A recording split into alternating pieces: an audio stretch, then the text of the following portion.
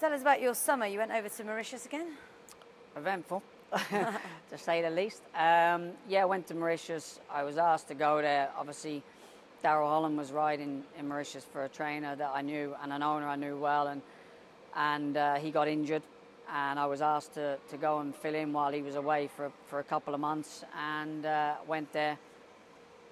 Didn't go as I'd hoped. I had one winner, a few placings, and then got a nasty stalls injury and been out off the race course for 5 weeks since. So, yeah, recovery's going well though. So it wasn't the fairy tale trip back to Mauritius that I hoped it would have been, but yeah, it kept me busy and kept me fit. But like I say, after the fall, it sort of get back here, refresh, get back in the gym and get working hard, obviously, because, obviously we've got all the facilities here, back in the cryo unit and doing all the work to get back to full fitness and obviously, get back riding work next month and, obviously the sales coming up, new horses coming in, then we have the barrier trial, so there'll be plenty of work to get me back fully fit for the start of the season.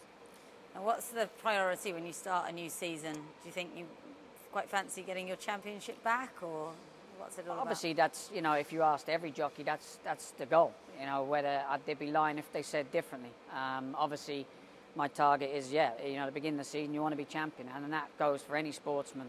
They want to be the best in their industry, and whether you're riding in Dubai, the UK, America, or wherever, you want to be, the champion of your jurisdiction. So that's a goal, and I'm probably more hungrier than ever because obviously having won it and lost it again to Tig, that's obviously a target on my mind, but I kind of don't really look at it as the season's going on. I like to take everything as it comes, and obviously the main thing is to do well for the stable, and obviously the main priority is the stable, and they come first, and then whether that means I'm in contention at the end of the season, great, but riding for the connections is first and foremost on my mind, and hopefully we've got some nice horses, younger horses last year that hopefully will come to the fore this year, and obviously we've got an exciting prospect in North America going forward for the bigger races.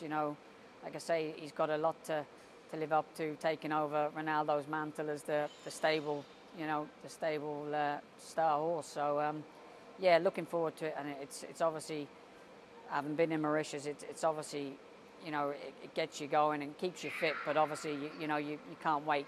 This time of year you're counting the clock down to the start of the season, and hopefully we can get off to a flyer, because obviously last season was a slow start, and it was quite frustrating.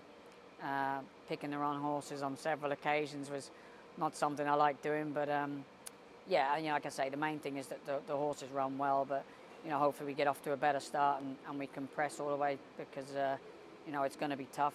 Obviously, Tig is always going to be thereabouts, and I'm pretty sure Pat Dobbs will have something to say this year. I think, Doug Watson's going to have a powerful stable again, and Pat's a fantastic rider. So, and as well, Pat Cosgrave. There's many guys in that WAM.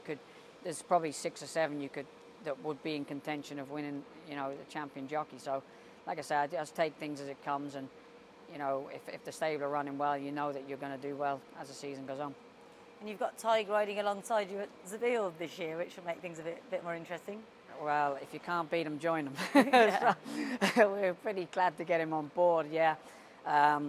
Obviously, when we heard that he was separating from Ali, normally we get an apprentice in Zabeel, and it just made sense for Tig to come on board. He rides quite a bit for us. He's always been successful for us, and in a similar role to what Sam Hitchcock does with Pat Dobbs. There's going to be many opportunities for Tig, and he's a fantastic jockey. He's great in the morning, so hopefully he can help me in some way. So yeah, like I say, he's a great addition, and like I say, we're very pleased to have him, and he's going to be a huge asset to the stable.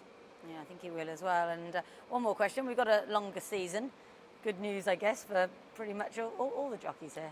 Fantastic, yeah. I mean, it's something that most of us jockeys have been pressing for many years. We'd like to see a longer season, and thankfully the board have extended it. We've got 4 meetings, and let's hope that's just the start of it. I don't see any reason why, obviously not overnight, but in future years, that the season doesn't extend to the end of April and even into May. I mean, I've ridden in Bahrain and places like that that race into May. We've got many tracks that race at night, so we're not going to have the problems of racing during the day.